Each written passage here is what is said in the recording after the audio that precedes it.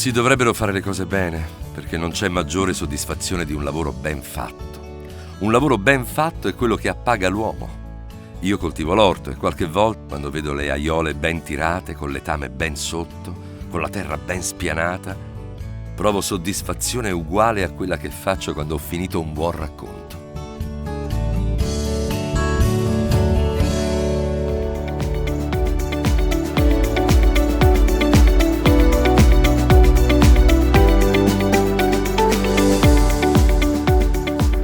Il PSR Veneto è anche valorizzazione e promozione dei prodotti del territorio. Tra gli obiettivi della politica europea di sviluppo rurale, infatti, ci sono l'organizzazione delle filiere alimentari e la prevenzione dei rischi. Il Consorzio di tutela dell'insalata di Lusia IGP rappresenta 26 produttori e confezionatori tra i più importanti della provincia di Rovigo e Padova. Con il sostegno del Fondo Europeo Agricolo di Sviluppo Rurale, il Consorzio è riuscito a promuovere il prodotto e ad aumentare le vendite. L'insalata di Lusia ha ottenuto la certificazione nel 2010. L'anno dopo subito noi abbiamo costituito un consorzio, cercato attraverso i bandi europei di fare delle arti dove mettevamo insieme dei consorzi per parlare proprio di promozione simultanea di vari prodotti. Il consorzio attraverso il PSR dà del supporto alle aziende agricole che devono investire proprio per poter produrre un prodotto come da disciplinare. È importante per tutti gli agricoltori essere associati a un consorzio, vuol dire dare delle garanzie migliori e di conseguenza attingere più velocemente dei PSR. B&B Frutta dal 1981 si occupa della commercializzazione di mele fresche, sia in Italia che all'estero.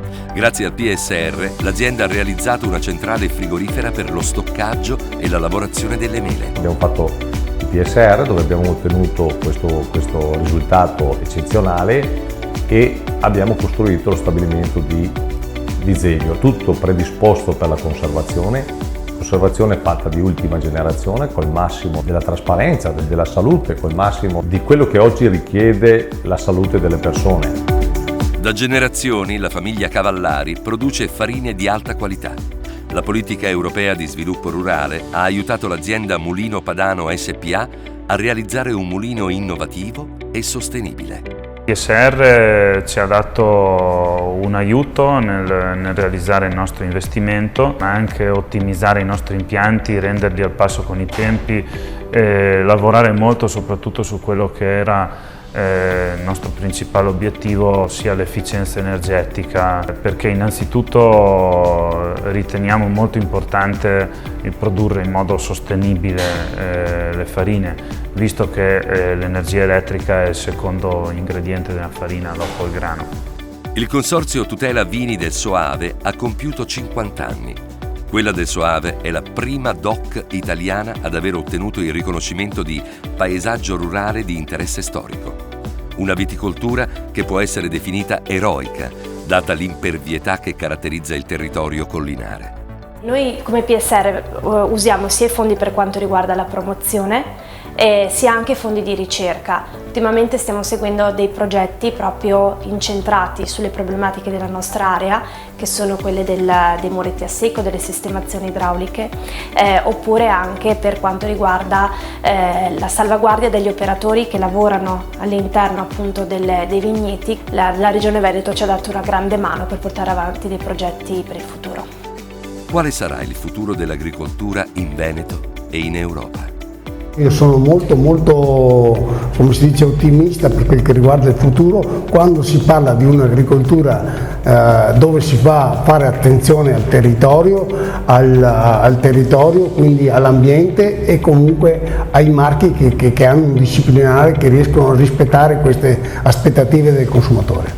L'obiettivo principale che io vedo per la mia azienda è di ritornare molto vicino alla produzione, di produrre probabilmente quella frutta che sta un po' mancando con i sapori che c'erano una volta e sicuramente una frutta sostenibile a tutti gli effetti, dalla natura ai trattamenti, al lavoro, a tutti i meccanismi idonei per poter fare un'ecosostenibilità importante.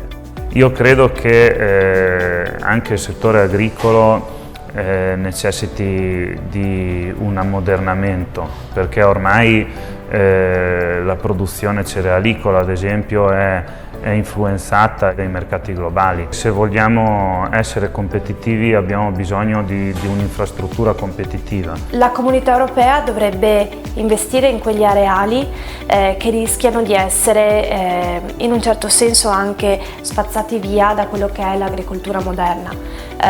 Noi appunto siamo abbarbicati sulle nostre colline, però abbiamo bisogno di strumenti specifici per un certo tipo di agricoltura, un'agricoltura non meccanizzabile, un'agricoltura molto spesso fatta di sacrifici, un'agricoltura che anche in caso di cambiamento climatico, come sta succedendo in questi momenti, ha delle ripercussioni importanti per quanto riguarda poi l'assetto idrogeologico.